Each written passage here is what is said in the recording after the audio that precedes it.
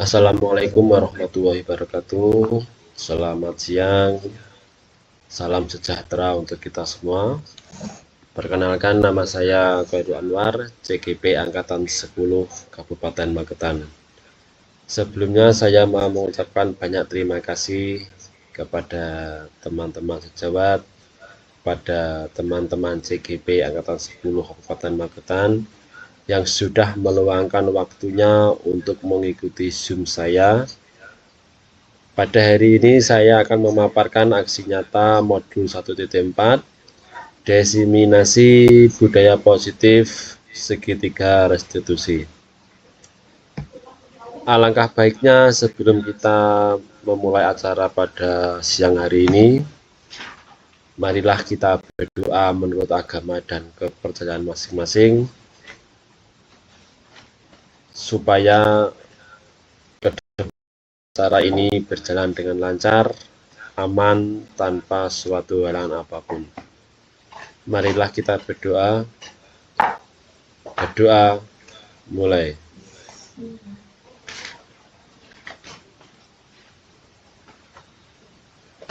Selesai. Ya, selamat siang Bapak Ibu semuanya. Untuk mempersingkat waktu, marilah kita mulai acara pada siang hari ini sesuai moto kita, ikan sepat, ikan gabus, ikan lele. Semakin cepat, makin bagus, tidak bertele-tele.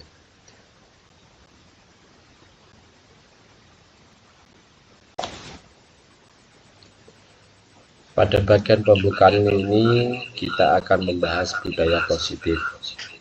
Budaya positif di sekolah sangatlah penting untuk mengembangkan peserta didik yang memiliki karakter kuat dan berakhlak sesuai profil pelajar Pancasila seperti yang dicetuskan sebagai pedoman untuk pendidikan di Indonesia. Budaya positif dapat dibangun dengan syarat sekolah perlu menyediakan lingkungan yang positif, aman, dan nyaman agar peserta didik mampu berpikir, bertindak, dan mencipta secara merdeka.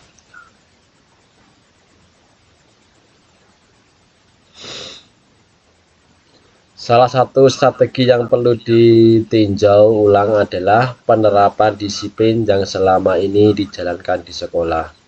Kesadaran akan penerapan disiplin belum berdasarkan motivasi internal, di mana pembiasaan positif yang diterapkan bukan disiplin positif, namun masih menganut sistem penghargaan dan hukuman. Model disiplin yang dibangun masih belum berpusat pada siswa. Selain itu, posisi kontrol guru belum sampai pada tahap manajer, melainkan sebagai penghukum dan pembuat siswa merasa bersalah. Sebagai pendidik, tujuan kita adalah menciptakan siswa-siswa yang memiliki disiplin diri sehingga mereka bisa berperilaku dengan mengacu pada nilai-nilai kebajikan universal dan memiliki motivasi internal. Siswa yang memiliki disiplin diri berarti mampu bertanggung jawab terhadap apa yang dilakukannya. Bagaimana peran kita sebagai pendidik dapat menumbuhkan disiplin diri pada diri siswa, sehingga siswa mampu menggali potensinya menuju kepada sebuah tujuan, sesuatu yang dihargai dan bermakna. Mengontrol diri, menguasai diri untuk memilih tindakan yang mengacu pada nilai-nilai yang dihargai. Bagaimana budaya positif yang sudah ada di sekolah berkembang menjadi karakter semua warga sekolah. Bagaimana pendidik menumbuh kembangkan budaya positif dalam mewujudkan karakter profil pelajar Pancasila. Dan bagaimana menerapkan disiplin restitusi di posisi monitor dan manajer sehingga lingkungan yang positif, aman, dan nyaman pun akan terwujud. Adapun yang menjadi tujuan dalam tindakan nyata budaya positif ini adalah sebagai berikut. Yang pertama, terwujudnya visi sekolah melalui penerapan budaya positif. Yang kedua, terbentuknya karakter disiplin yang kuat. Yang ketiga, menumbuhkan dan menguatkan karakter positif melalui pembiasaan-pembiasaan positif. Yang keempat, menumbuh kembangkan karakter profil pelajar Pancasila, yaitu pelajar sepanjang hayat yang memiliki kompetensi global dan berperilaku sesuai dengan nilai-nilai Pancasila. Selanjutnya, menguatkan peran sebagai guru penggerak melalui penerapan restitusi dalam menanamkan disiplin positif pada siswa. Untuk mengetahui sejauh mana kegiatan ini sudah dilakukan dan untuk mengontrol kegiatan agar tetap terarah pada tujuan yang sudah ditetapkan, maka tolak ukur yang digunakan adalah sebagai berikut. Yang pertama, terbentuknya keyakinan kelas sebagai landasan dalam memecahkan permasalahan yang ada di kelas. Keyakinan kelas ini dibentuk dan disepakati oleh peserta didik bersama wali kelas. Yang kedua, konsistensi peserta didik dan wali kelas dalam menjalankan keyakinan kelas. Yang ketiga, minimal 75% peserta didik sudah menunjukkan menguatnya karakter positif seperti religius, peduli, disiplin, toleransi, gotong royong, dan bertanggung jawab pada proses pembelajaran maupun di luar proses pembelajaran. Selanjutnya, membudayakan 5S, yaitu senyum, salam, sapa, sopan, dan santun. Munculnya karakter berdaya nalar kritis pada proses pembelajaran yang terlihat dari keaktifan peserta didik dalam bertanya. Dan yang terakhir, dokumentasi kegiatan pembentukan keyakinan kelas bersama peserta didik dan wali kelas, proses kegiatan restitusi, kegiatan kolaborasi dan sharing dengan wali kelas dan rekan sejawat, serta hasil pengumpulan tugas. Selanjutnya kita akan membahas disiplin positif.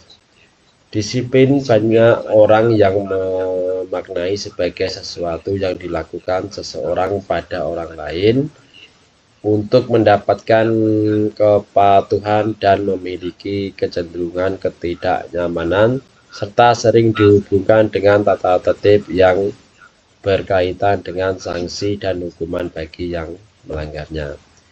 Ki Hajar Dewantara menyatakan bahwa untuk mewujudkan murid yang merdeka, murid harus memiliki disiplin yang kuat yang berasal dari dirinya ataupun berasal dari luar diri.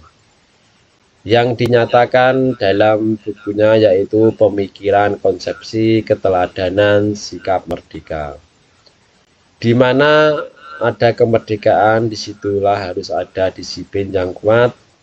Sungguh pun disiplin itu bersifat self-disiplin, yaitu kita sendiri yang mewajibkan kita dengan keras-kerasnya, tetapi itu sama saja sebab jikalau kita tidak cakap melakukan self-disiplin, wajiblah penguasa lain mendisiplinkan diri kita.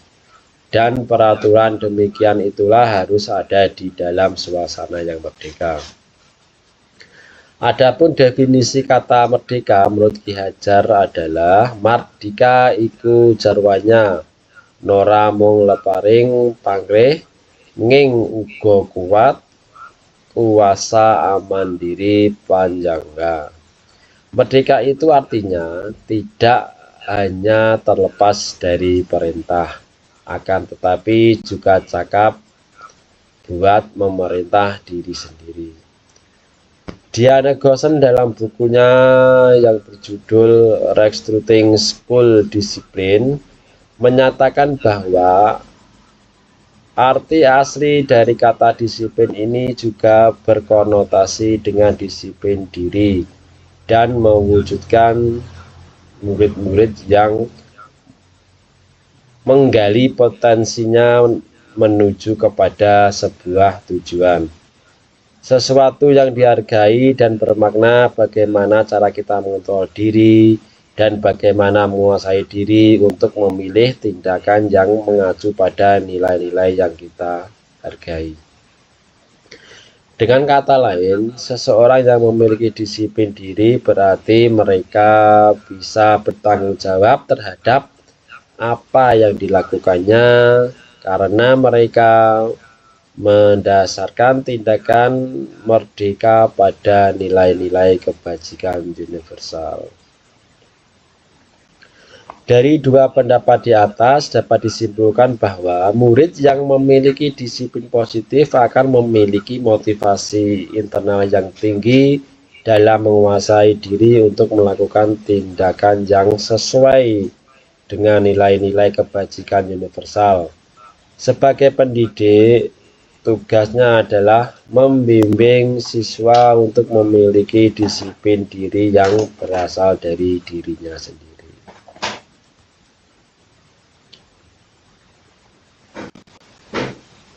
Selanjutnya kita akan membahas kebutuhan dasar manusia. Berdasarkan teori kontrol menyatakan bahwa perilaku manusia itu memiliki tujuan. Dalam ruang lingkup sekolah, maka yang dimaksud perilaku siswa terkadang kita tidak menyadari bahwa perilaku yang dilakukan pasti memiliki alasan dan tujuan. Perlu dipahami bahwa ketika siswa melakukan perilaku yang tidak baik, maka pada saat itu pula siswa memiliki kebutuhan dasar yang harus dipenuhi. Terdapat 5 kebutuhan dasar manusia, yang nomor 1 kebutuhan bertahan hidup, nomor 2 kebutuhan cinta dan kasih sayang, yang ketiga kebutuhan penguasaan, yang keempat kebutuhan kebebasan, dan yang kelima kebutuhan akan kesenangan. Menurut Diana Goshen dalam bukunya Restructuring School Discipline, dia menyatakan ada 3 alasan motivasi perilaku manusia, yaitu yang pertama, untuk menghindari ketidaknyamanan atau hukuman, yang kedua, untuk mendapatkan imbalan atau penghargaan dari orang lain, yang ketiga, untuk menjadi orang yang mereka inginkan dan menghargai diri sendiri dengan nilai-nilai yang mereka percaya. Dari ketiga motivasi perilaku manusia dalam mewujudkan disiplin positif, yang harus ditanamkan dalam murid-murid adalah motivasi yang nomor 3, karena dengan memiliki motivasi tersebut, mereka telah memiliki potensi intrinsik yang berdampak pada jangka panjang, motivasi yang tidak akan terpengaruh pada adanya hukuman atau hadiah. Mereka akan tetap berperilaku baik dan berlandaskan nilai-nilai kebajikan karena mereka ingin menjadi orang yang menjunjung tinggi nilai-nilai yang mereka hargai. Selanjutnya kita akan membahas posisi kontrol restitusi. Goshen telah berkesimpulan bahwa terdapat 5 posisi kontrol yang dapat diterapkan seorang guru. Kelima posisi kontrol tersebut adalah guru sebagai penghukum, pembuat rasa bersalah, teman, pemantau, dan manajer. Mari kita lihat masing-masing penjelasan dari 5 posisi kontrol ini. Nomor 1, penghukum. Seorang penghukum bisa menggunakan hukuman fisik maupun verbal. Yang biasa dilakukan penghukum biasanya menghardik, menunjuk-nunjuk, menyakiti, dan menyindir. Dampak pada murid dari seorang penghukum adalah perilaku kontrol negatif, seperti murid mengulangi kesalahan berulang kali, lalu perilaku menjadi agresif. Membuat merasa bersalah. Pada posisi ini biasanya guru akan bersuara lebih lembut.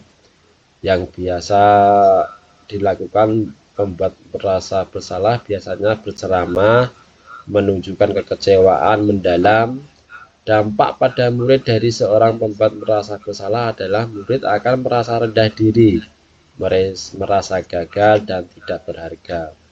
Dan nomor 3, teman guru pada posisi sebagai teman tidak akan menyakiti murid, namun selalu berupaya mengontrol murid melalui pendekatan persuasi. Yang biasa dilakukan posisi sebagai teman adalah membuatkan alasan-alasan untuk murid-muridnya. Dampak pada murid adalah murid akan tergantung, tidak mandiri, dan tidak bisa memutuskan keputusan sendiri.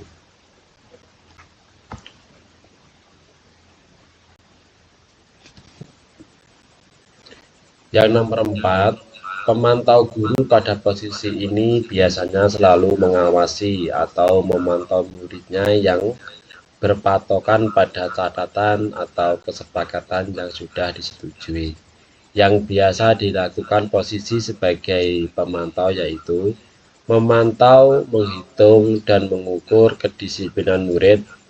Dampak bagi murid dari posisi kontrol pemantau yaitu menitik beratkan pada dampak pada diri sendiri, mendapatkan hadiah atau mendapatkan hukuman. Yang nomor 5, seorang manajer telah memiliki keterampilan di posisi teman maupun pemantau, dan dengan demikian bisa jadi di waktu-waktu tertentu kembali kepada kedua posisi tersebut bila diperlukan.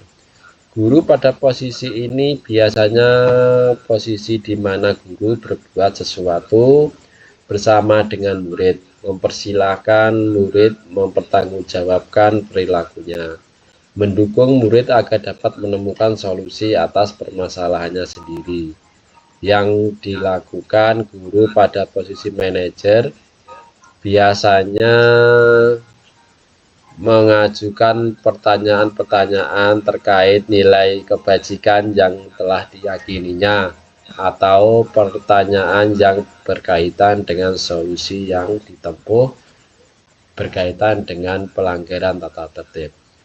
Dari kelima posisi kontrol di atas, apabila kita menginginkan murid-murid kita ke depannya menjadi manusia yang merdeka, mandiri, dan bertanggung jawab, dan tumbuh motivasi intrinsik dalam diri mereka, maka kita perlu menerapkan restitusi yang dapat mengarahkan dan menjadikan murid kita seorang manajer bagi dirinya sendiri. Di dalam posisi kontrol manajer, murid oleh guru diajak mengevaluasi kebutuhan orang lain. Di sini penekanan bukan pada kemampuan memberikan konsekuensi kepada murid, tetapi guru dapat berkolaborasi dengan murid bagaimana memperbaiki kesalahan yang ada. Untuk selanjutnya kita akan membahas keyakinan kelas. Setiap tindakan atau perilaku yang kita lakukan di dalam kelas dapat menentukan terciptanya sebuah lingkungan positif. Perilaku warga kelas tersebut menjadi sebuah kebiasaan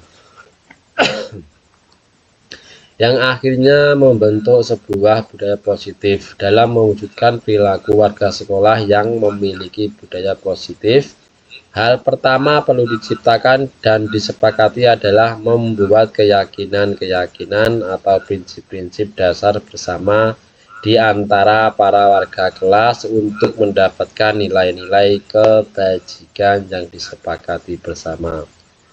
Mengapa keyakinan kelas? Mengapa tidak peraturan kelas saja? Jawabnya adalah suatu keyakinan akan lebih memotivasi seseorang dari dalam dan memotivasi secara intrinsik. Seseorang akan lebih tergerak dan bersemangat untuk menjalankan keyakinannya daripada hanya sekedar mengikuti serangkaian peraturan yang mengatur mereka harus berlaku begini atau berlaku begitu, yang membuat ketidaknyamanan dan keterpaksaan.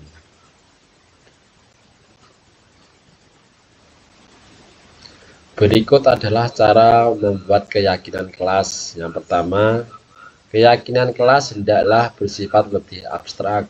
Yang kedua, keyakinan kelas dituliskan berupa pernyataan-pernyataan universal. Yang ketiga, pernyataan keyakinan kelas senantiasa dibuat dalam bentuk positif. Yang kelima atau yang keempat, keyakinan kelas hendaknya tidak terlalu banyak sehingga mudah diingat dan dipahami oleh warga kelas. Yang kelima, keyakinan kelas sebaiknya sesuatu yang dapat diterapkan di lingkungan sesuai dengan kondisinya. Yang ketujuh, semua warga kelas hendaknya ikut berkontribusi dalam pembuatan keyakinan kelas lewat kegiatan curah pendapat. Dan yang terakhir, bersedia meninjau kembali keyakinan kelas dari waktu ke waktu. Dan yang terakhir, kita akan membahas tentang segitiga restitusi. Restitusi memberikan kesempatan kepada murid untuk disiplin positif, memulihkan diri dari kesalahan sehingga memiliki tujuan yang jelas. Penekanannya pada cara mereka menghargai nilai-nilai kebaikan yang diyakini, bukan berperilaku untuk menyenangkan orang lain. Restitusi membantu murid untuk jujur pada dirinya sendiri dan mengevaluasi dampak dari kesalahan yang dilakukan. Restitusi memberikan penawaran bukan paksaan. Sangat penting bagi guru menciptakan kondisi yang membuat murid bersedia menyelesaikan masalahnya dan berbuat lebih baik lagi. Guru dapat menggunakan kalimat seperti semua orang itu pasti pernah berbuat salah, bukan malah menyudutkan dengan memperjelas kesalahannya.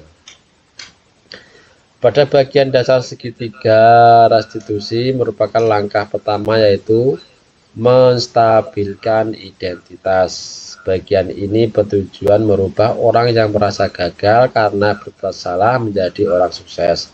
Kita harus mampu meyakinkan mereka, misalnya dengan berkata, saya pernah melakukan hal yang sama denganmu.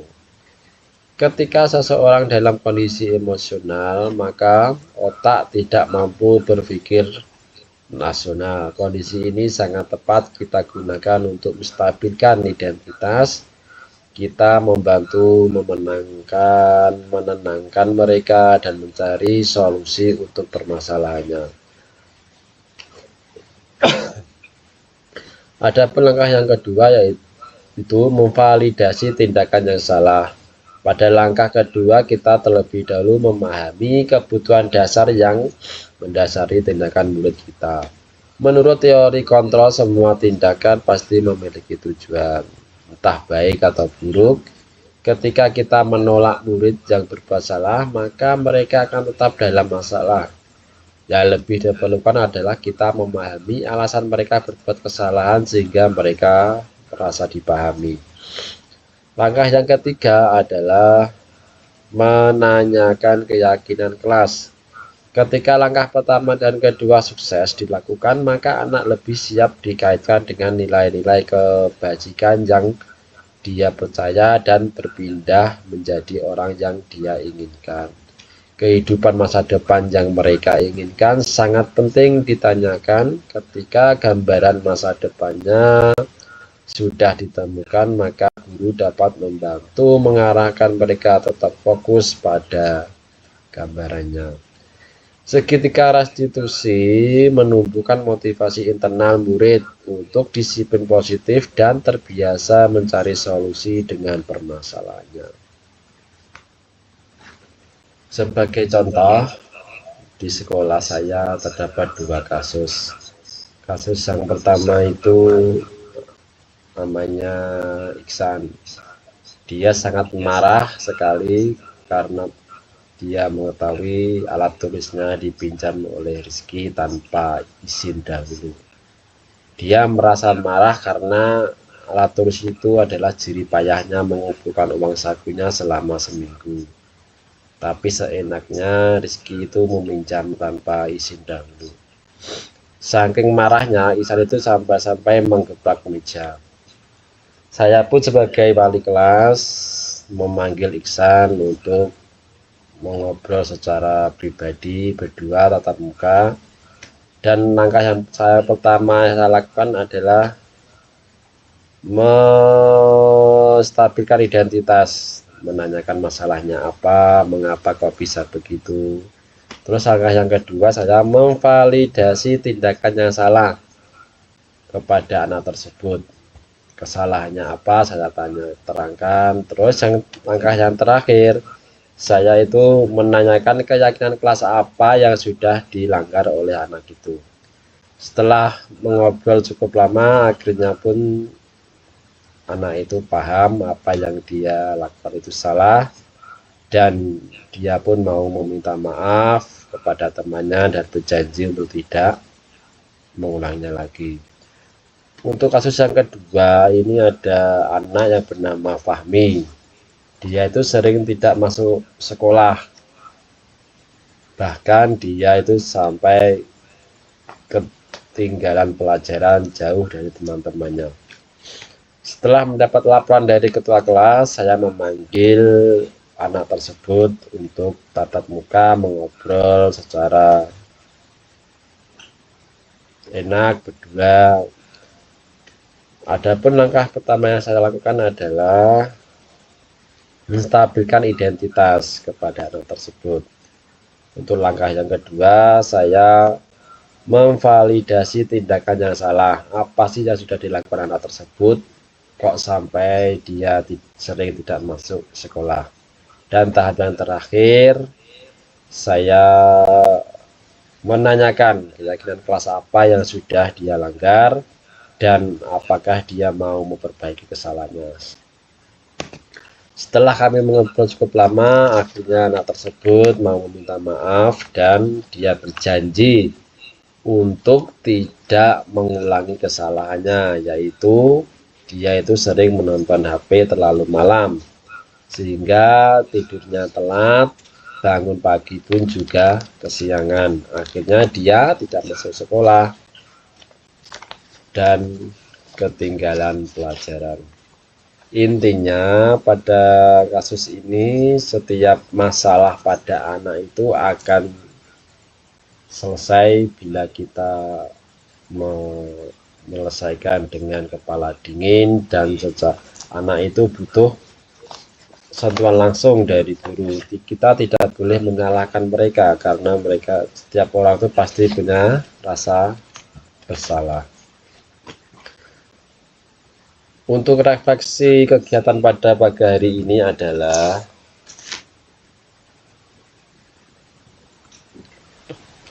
melalui rangkaian pembelajaran tentang modul 1.4 budaya positif menjadikan saya lebih paham dengan penerapan budaya positif di lingkungan, terutama di lingkungan sekolah.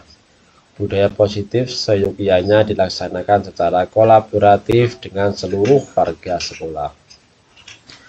Budaya positif meliputi 6 hal, yaitu yang pertama perubahan paradigma, yang kedua konsep disiplin, yang ketiga keyakinan kelas, yang keempat pemenuhan 5 kebutuhan, yang kelima 5 posisi kontrol, dan yang keenam yang terakhir segitiga restitusi.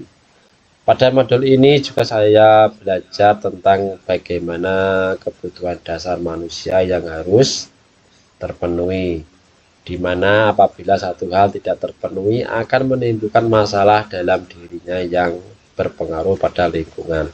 Selain itu, saya mempelajari juga tentang posisi kontrol, di mana sebagai pendidik kita memiliki pilihan beberapa posisi kontrol dalam menyelesaikan masalah, yaitu sebagai teman, penghukum, pemantau, ataupun manajer. Dalam hal ini, posisi manajer merupakan posisi yang paling ideal dalam menyelesaikan suatu masalah dengan dilakukannya segitiga restitusi yang terdiri dari menstabilkan identitas, memvalidasi tindakan, dan menanyakan keyakinan kelas. Restitusi dilakukan untuk menciptakan kondisi pada murid untuk memperbaiki kesalahan sehingga mereka bisa kembali ke lingkungan dengan karakter yang lebih kuat lagi. Itulah refleksi saya pada pembelajaran kali ini. Semoga bermanfaat. Mungkin dari teman-teman ada yang mau bertanya atau menguatkan, saya persilahkan. Ya, silakan Bapak Ibu jika ada yang mau bertanya. Ya, Ibu Ridus ini calon wakil, monggo. Iya, terima kasih Bapak Khairul. Assalamualaikum warahmatullahi wabarakatuh. Di sini saya ada beberapa pertanyaan untuk Bapak Khairul. Apakah sistem reward bisa membuat anak menjadi disiplin? Efektifkah?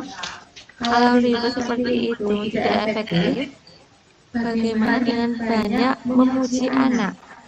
Bisa berhasilkah? Terima kasih Pak Khairul. Ya, terima kasih Ibu Ridus pertanyaannya. Di sini saya akan membantu menjawab. Bintang atau stiker sebagai hadiah juga alat mengontrol, sama dengan hukuman.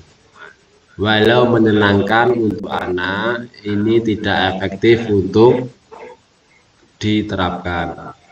Reward itu efisien mengubah perilaku dalam jangka pendek, tapi anak tidak melatih motivasi internalnya. Perilakunya dilakukan karena hadiah, bukan tanggung jawab. Memuji anak atau memberi hadiah boleh, asalkan spontan. Tujuannya untuk mengekspresikan emosi orang tua, bukan untuk memanipulasi dan mengontrol. Memberi dukungan dan hadiah untuk anak tidak dijanjikan di awal sebagai iming-iming perilaku. Tidak menjadi alat tawar agar anak tidak ketergantungan. Yang penting juga adalah dukungan pada anak dilakukan bukan hanya saat ia berhasil atau menang, tapi justru saat gagal menunjukkan usaha kerasnya.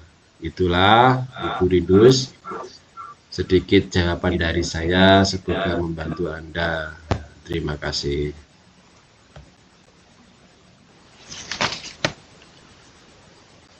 Mungkin ada yang mau bertanya lagi, saya persilahkan.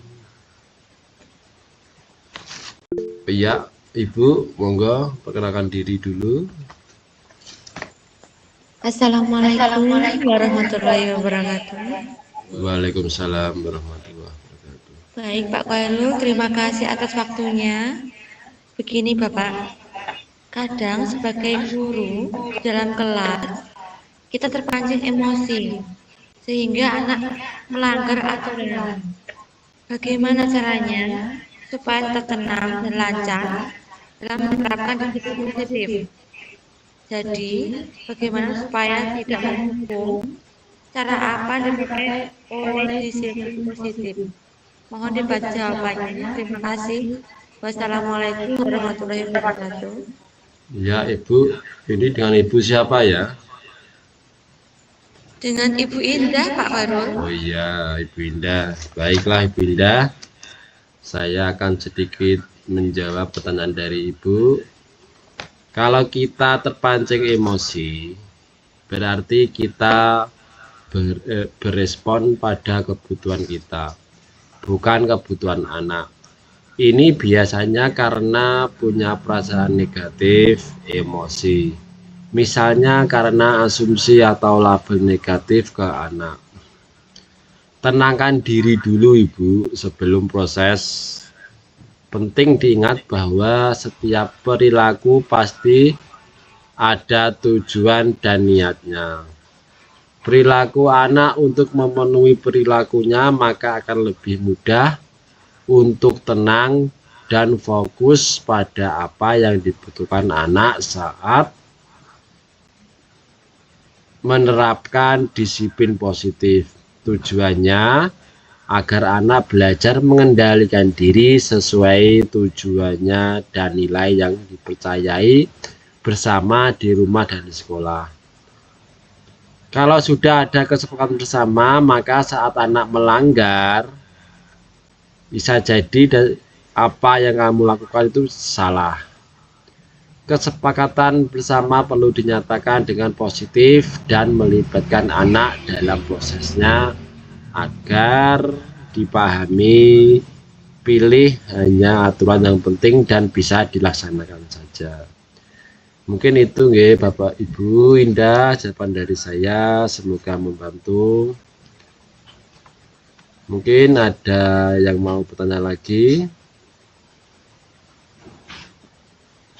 Baiklah, kalau tidak ada yang bertanya, saya kira cukup sekian presentasi dari saya.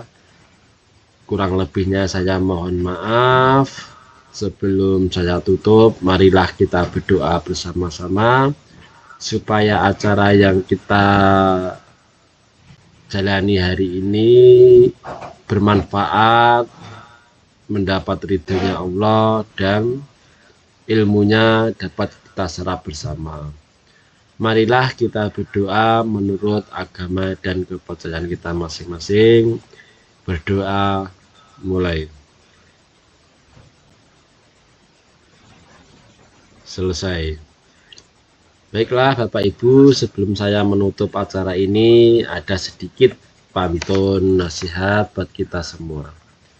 Beli ketupat ke Surabaya. Ke Surabayanya naik mobil lagi ya. Tetap semangat dalam belajarnya dan jangan lupa bahagia. Ya, terima kasih Bapak Ibu. Akhirul kalam. Wassalamualaikum warahmatullahi wabarakatuh.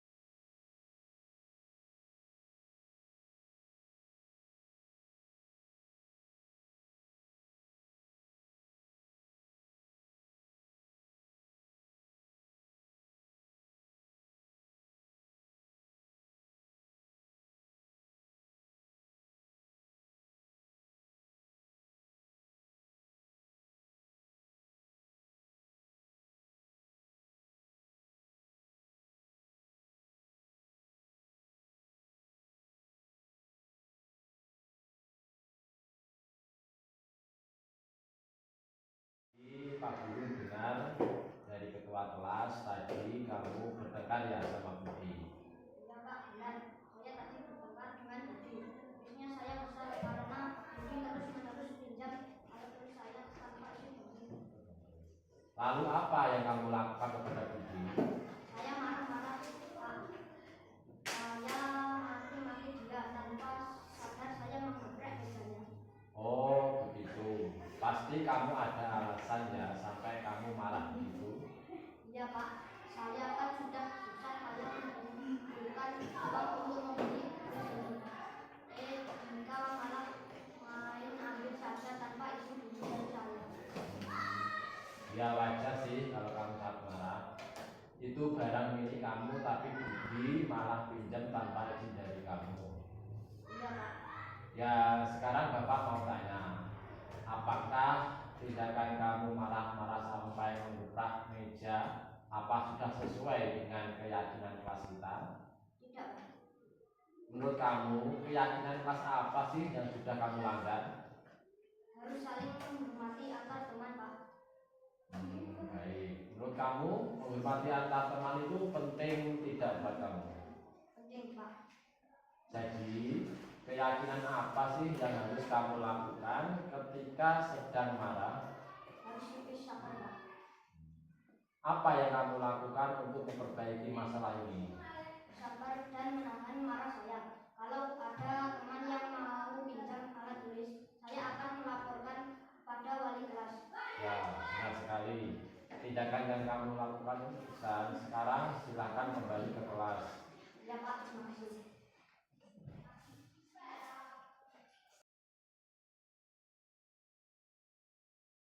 Fahmi, tadi Pak Guru dengar dari teman-teman kamu katanya kamu sering ya tidak masuk sekolah.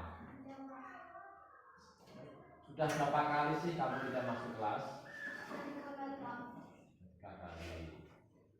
Tidak masuk kelas itu suatu kesalahan bukan sih? Salah itu manusiawi, Fahmi.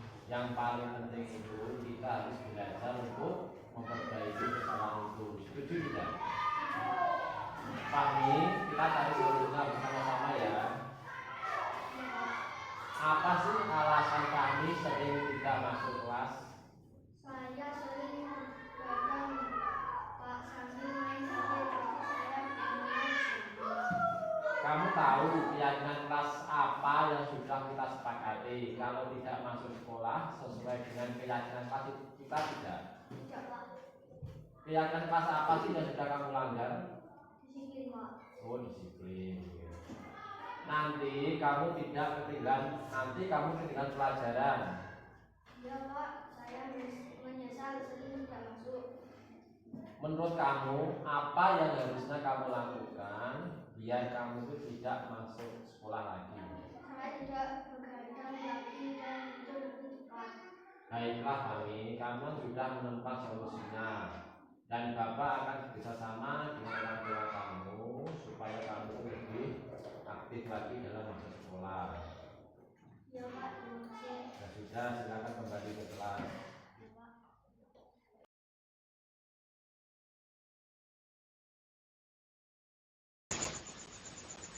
Sebelum saya mengakhiri Zoom meeting ini, saya akan melakukan refleksi. Karena pembelajaran tanpa refleksi itu ibarat makan tanpa sayur, akan terasa hambar. Adapun latar belakang dari versi nyata saya ini adalah perkembangan dan kemajuan teknologi yang terjadi saat ini berdampak sangat luar biasa pada pola perilaku manusia di dunia. Termasuk di dalamnya adalah remaja. Di samping berdampak positif, juga tidak kalah pentingnya adalah dampak negatifnya, yang mana harus sangat-sangat diperhatikan. Banyak remaja yang berperilaku negatif seperti contohnya berkata kotor, berbohong, berkelahi, tawuran, dan melakukan bullying. Tantangan dan tanggung jawab yang besar bagi pendidik untuk mengatasi dampak negatif ini adalah untuk memperbaiki budi pekerti dan karakter murid menjadi lebih baik.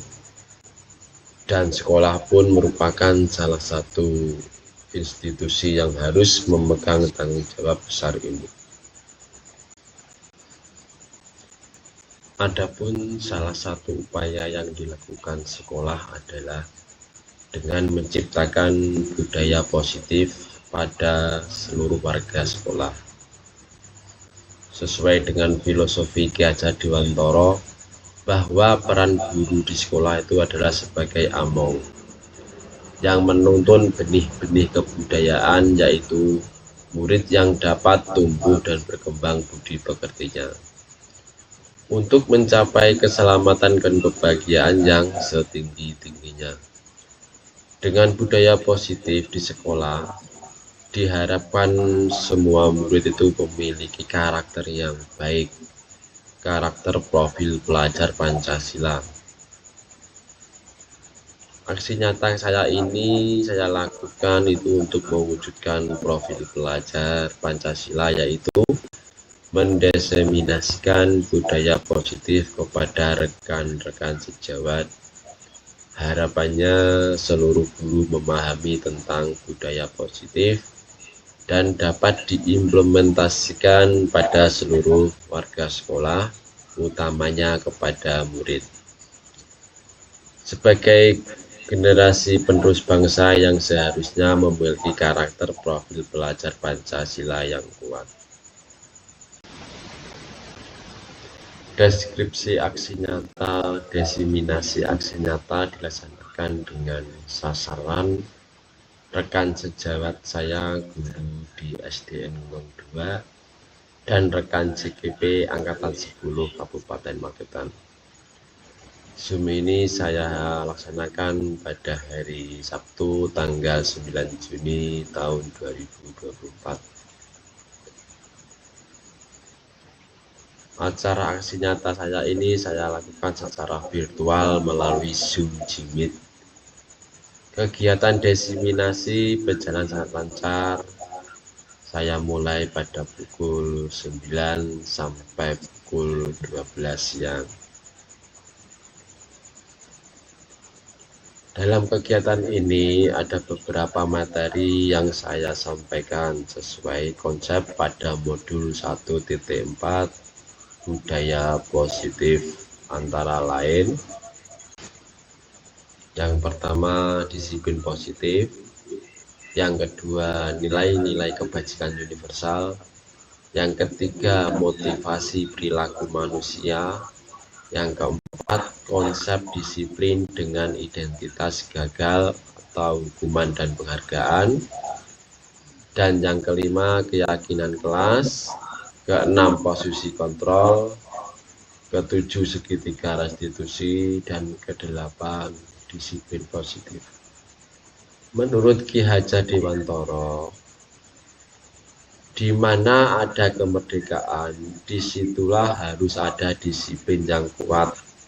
Sungguh pun disiplin itu bersifat self-disiplin, yaitu kita sendiri yang mewajibkan kita dengan sekeras-kerasnya. Tetapi itu sama saja, sebab jikalau kita tidak cakap melakukan self-disiplin, wajiblah penguasa lain mendisiplinkan diri kita. Dan peraturan demikian itulah harus ada di dalam suasana yang merdeka.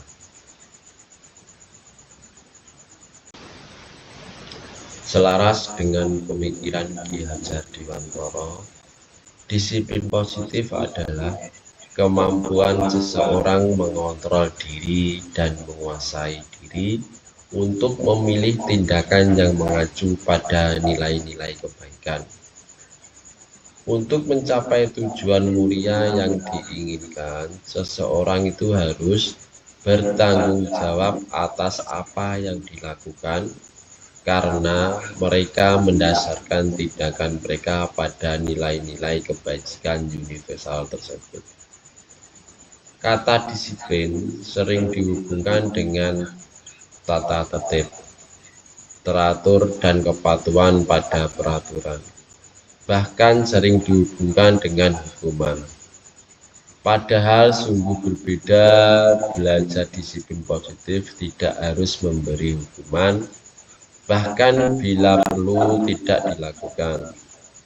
Sebagai pendidik, tujuannya adalah menciptakan murid yang memiliki disiplin diri sehingga dapat berperilaku dengan mengacu pada nilai-nilai kebajikan universal dan memiliki motivasi intrinsik, bukan motivasi ekstrinsik karena tekanan, hukuman, ujian, atau ketidaknyamanan. Nilai-nilai kebajikan universal.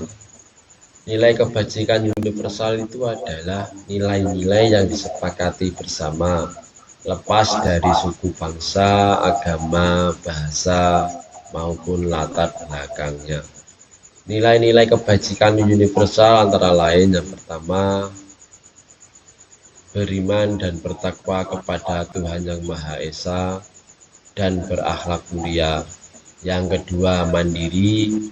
Yang ketiga, bernalar kritis. Yang keempat, kebinekaan global. Yang kelima, bergotong royong, kreatif, toleransi, dan lain-lain. Selanjutnya adalah motivasi perilaku manusia. Ada 3 macam motivasi perilaku manusia, antara lain: yang pertama, untuk menghindari ketidaknyamanan atau hukuman. Yang kedua, untuk mendapatkan imbalan atau penghargaan dari orang lain. Yang ketiga, untuk menjadi orang yang mereka inginkan dan menghargai diri sendiri dengan nilai-nilai yang mereka percaya. Konsep disiplin dengan identitas gagal atau hukuman dan penghargaan. Penerapan disiplin dengan hukuman adalah sesuatu yang menyakitkan. Murid menjadi tidak nyaman yang berakibat murid menyembunyikan kesalahan. Bahkan dapat menyebabkan trauma bagi murid. Penerapan disiplin dengan penghargaan ternyata juga belum efektif untuk menegakkan disiplin. Bahkan penghargaan dapat merusak hubungan ketika seorang dipuji dengan penghargaan di depan para murid, karena dapat menyebabkan rasa iri dan sebagian mereka tidak menyukai orang yang diberi penghargaan. Bahkan dapat mematikan motivasi bagi mereka yang tidak mendapat penghargaan. Selanjutnya, keyakinan kelas. Keyakinan kelas merupakan nilai-nilai kebajikan universal yang disepakati bersama dengan murid di dalam kelas. Keyakinan kelas itu disusun dalam upaya mewujudkan budaya positif. Contoh, datang ke sekolah tepat waktu, karena menghargai keyakinan yang ada pada diri sendiri sebagai sesuatu nilai-nilai kebajikan universal sebagai landasan membalut keyakinan kelas. Melalui keyakinan kelas, murid itu lebih tergerak dan bersemangat untuk menjalankan keyakinannya, bukan hanya sekedar mengikuti peraturan tertulis saja. Selanjutnya, posisi kontrol. Menurut Dr. William Glasser, ada 5 posisi kontrol yang dapat diterapkan oleh pendidik. Kelima posisi kontrol tersebut adalah penghukum, pembuat rasa bersalah, teman, pemantau, dan manajer. Selanjutnya adalah segitiga restitusi. Restitusi adalah sebuah pendekatan untuk menciptakan disiplin positif melalui penggalian kompetensi yang dimiliki murid untuk mencari solusi pada masalah yang mereka hadapi. membantu murid untuk berpikir tentang orang seperti apa yang mereka inginkan dan bagaimana mereka harus memperlakukan orang lain. Restitusi itu lebih fokus pada kekuatan karakter. Dalam proses restitusi, pendidik berusaha memotivasi munculnya kesadaran yang muncul dari diri sendiri atau motivasi intrinsik. Hasil yang diharapkan dari kegiatan aksi nyata adalah warga sekolah itu memiliki kesamaan pemahaman tentang budaya positif, dapat tersusunnya keyakinan kelas, kolaborasi wali kelas dan murid di masing-masing kelas, dan terpasangnya keyakinan kelas pada masing-masing kelas. Adapun kendala dari kegiatan aksi nyata saya adalah pelaksanaannya itu belum dapat menjangkau 100% warga sekolah, sehingga perlu dilakukan pengimbauan yang lebih efektif sehingga akan membawa dampak yang signifikan di sekolah kami. Terima kasih. Itulah refleksi dari saya, semoga bermanfaat untuk semua.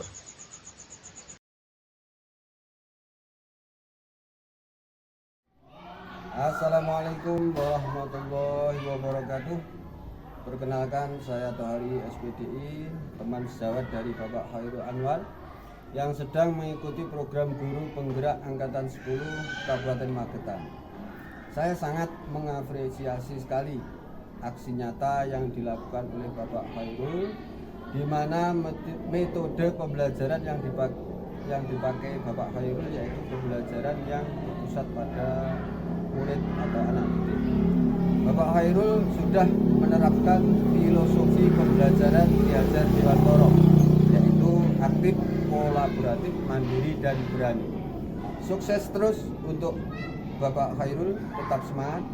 Sekian, assalamualaikum warahmatullahi wabarakatuh.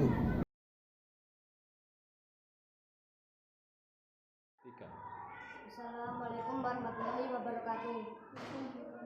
Nama saya Ihsan dari siswa kelas 5 SD Gonggang 2. Saya senang sekali diajak diskusi sama Pak Guru untuk mengendalikan diri dari marah. Saya harus banyak bersabar dan harus saling menghormati teman. Assalamualaikum warahmatullahi wabarakatuh. Nama saya Fahmi, siswa kelas 5 SDN Gonggang 2. Saya senang sekali diajak diskusi sama Pak Guru untuk menemukan solusi atas kesalahan saya yang tidak sering masuk sekolah. Saya berjanji tidak akan begadang lagi supaya bangunnya tidak kesiangan.